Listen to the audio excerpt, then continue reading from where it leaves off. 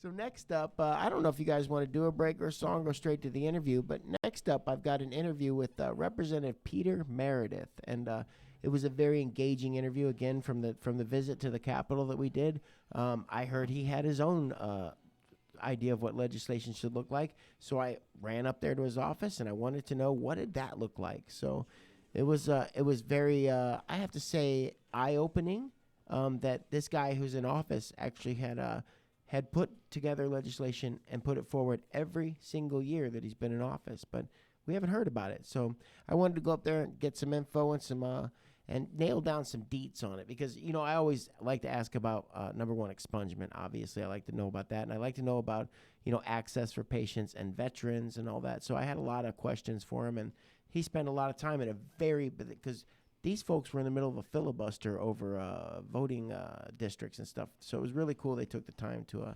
listen to it. So you guys got that keyed up for us? All right, Representative Peter Merideth, you guys will be right back. Hey, everybody. Welcome back to Waxy Brown's Flower Power Hour on KKID 92.9 out of Salem, Rolla. So I'm in Jeff City at the Capitol with Representative Peter Merideth of St. Louis, South St. Louis, correct? Yeah. So we're up here talking about legalization efforts that are currently underway, as well as legalization efforts that we've experienced in the past in Missouri. I wanted to get your take because you've been a proponent of legalization. In fact, I believe you've written your own bill. You've been a proponent for a while. Can you kind of walk us through what you've seen as the ailment that Missouri's seen with our cannabis program so far? With the existing medical? With our existing medical, and how that affects us going forward with an adult use conversation. Sure. Well, honestly, I think it complicates the adult use conversation quite a bit because we put in the Constitution a lot of detailed provisions about the medical marijuana industry. But I think that's all overcomable when we go ahead and legalize. But I think the biggest challenge we have is now we have an industry that has started based on a system that frankly was designed by some of the folks in the state to limit the market, at least on the provider side, and really lock it up among a small number of providers and not make it truly competitive. As a result, almost no matter how we go forward, we're going to have a complicated system of them having a competitive advantage in that market. Even if we open it up so that others can compete, they've already got their foot in the door. And I think that's going to create some really interesting challenges for us going forward. On the more just policy side from a consumer standpoint, I think the medical system has actually put in place a nice groundwork for people getting much more comfortable with the idea of cannabis being all around and not really causing any harms. The biggest complaints I hear from people are about smell. And sometimes prices. Prices too, no question. Although my hope is that the wider we make the market available, that starts bringing the prices down, as we've seen in some other places. But I think we've got a decent groundwork for protections for consumers and patients. But I think the industry side, the people making money off of it, that's where we have some bigger problems that have been caused. So it's an interesting perspective that you just brought up. So in Missouri, you're saying that the adult use market or the medical market has really helped to normalize the cannabis plant within our state borders here. Now, going forward, that market is about to explode. And so the other part that you're not hinting at, but you're saying is that it may look like a blossoming market going into an adult use market, but you're saying that it actually could be very restrictive if we do it the wrong way. Absolutely right. And honestly, we've set the precedent to go about it the wrong way. With some very influential people in state government really locking up contracts. I think there's been a ton of corruption in the process and people violating even some of the language in the Constitution, but we have no accountability mechanisms to find that out and stop them. So then how do we rewind the problems but progress with the good parts? Yeah, and then honestly, it's a tough question. I'll tell you, every year that I've been in office, I've filed a bill to legalize. And so that's the focus on progressing to me. It's about stopping treating anyone as a criminal over cannabis use or sale. And honestly, a lot of places when they've legalized, they've still kept basically a separate class of cannabis use that is criminalized in a ridiculous way, a very oppressive way. So there are things like that we need to avoid as we go forward. But on the industry side, I think, honestly, we need to focus on opening the market as fast as possible. And I filed a bill this year, and I have gotten it passed as an amendment in the House multiple times now to get rid of the cap on licenses. It's my belief that's at the core of the problem when it comes to the monopolization of the industry. The fact that the department decided to go with the very lowest number of licenses they were allowed by the Constitution to issue. Because it doesn't say that doesn't say anything about ceilings. It just tells us the minimum. It just said they had to have at least that many, and they decided to treat it as a cap. And in so doing, they were able to limit who could participate in the marketplace and favor a certain group of people that they wanted to get a head start in the process. I think sooner than later, we have to get rid of that cap. We also need to put in some transparency mechanisms so that the companies that are engaging in the business are actually playing fairly.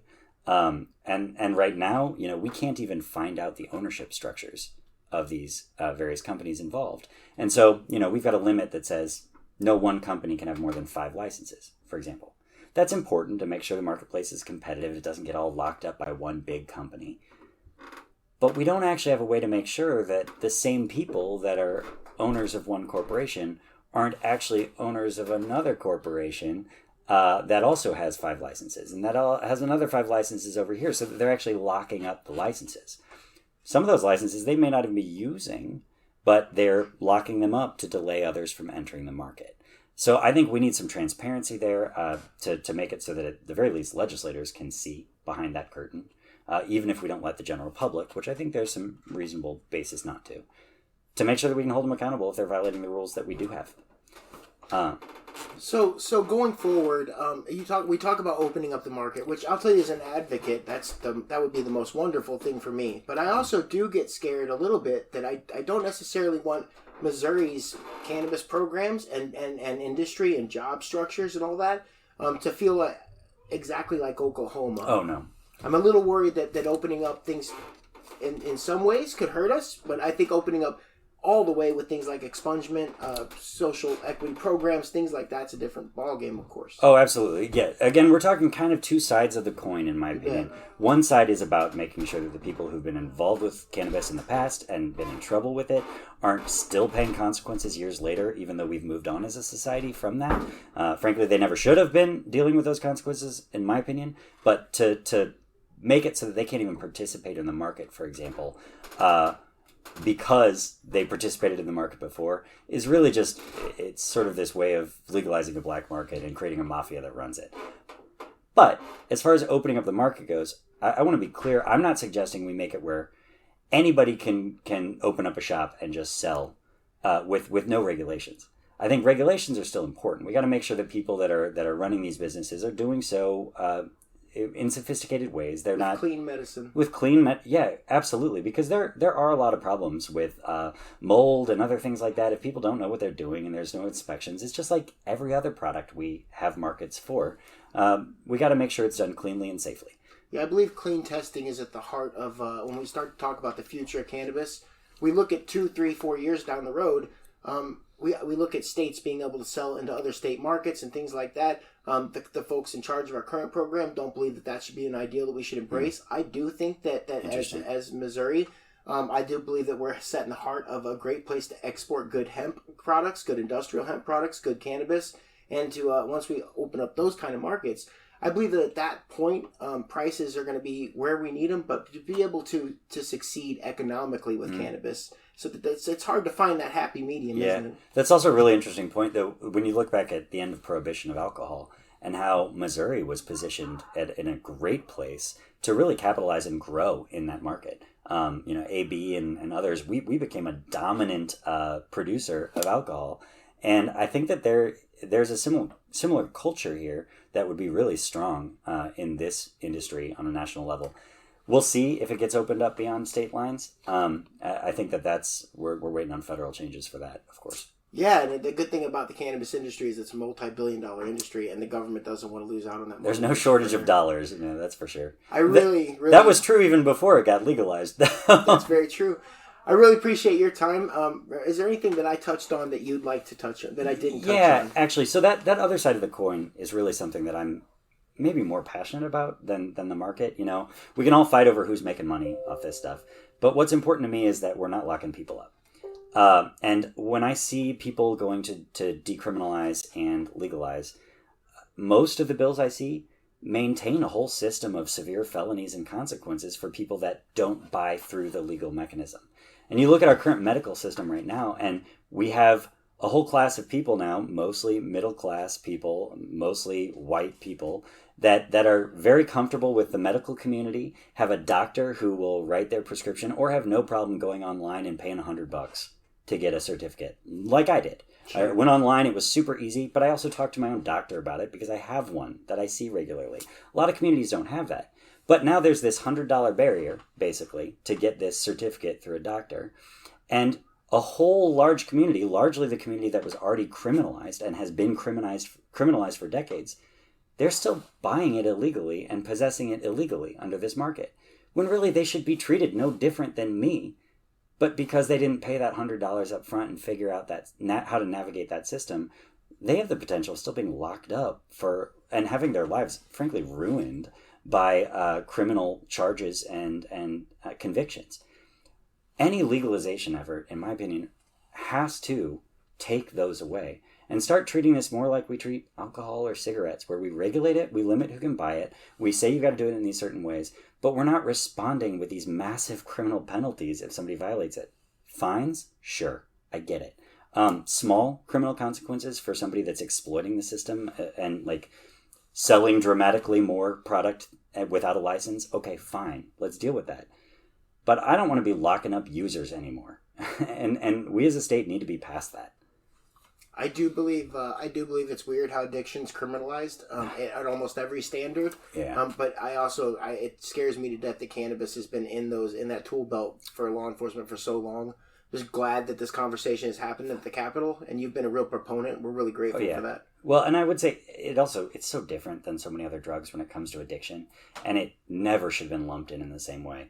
But that said, I'm with you. I filed a bill this year to decriminalize other drugs as well. For users, not the sale. Sure. But because small end users, it's a health issue. It's not a criminal issue. And the longer we treat it as a criminal issue, we're just creating more problems for ourselves.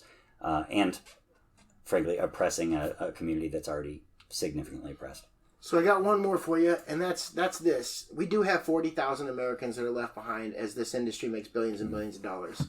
The problem that we see out there is that these people that were arrested, everyone wasn't just arrested for, quote, cannabis or marijuana or pot, or they used language out there like distribution, manufacturing, controlled substance, those kind of languages. Are there any conversations on how to find these folks? Boy, certainly conversations. I'm not sure easy solutions. That is real, right? Because, frankly, there are still a lot of people that are just scared. Politicians, I mean, of being too forgiving in this context. They don't want to be perceived as soft on crime. This is what got us here. This problem is what got us here in the first place. And it's the reason it's so hard for us to get past it. What it's going to take is some people with some political courage to say, let's stop making people be treated as criminals for something they did a long time ago, regardless of where they were on this drug war paradigm, right? Like where they were on the spectrum of drug crimes that they committed. It was still part of this drug war that we know targeted specific communities unfairly, didn't treat everyone equally, and really treated people as criminals that most of the time weren't. So unless they were doing something violent that they also got locked up for, let's just get rid of this record and give people a fresh start. Well, thank you for your political courage, Representative Merideth. Thank you. It's a pleasure. Thanks for being on the Flower Power Hour. You guys, what a wonderful conversation. We'll be right back with you. Hey, everybody. Welcome back to Waxy Brown's Flower Power Hour, where we had just a little bit of political courage. Steve's going to take us to a break. When we get back, we got Ray from Weed, Weather, and Whatever, as well as Canna Convict Project. We'll be right back with you guys. Stick around.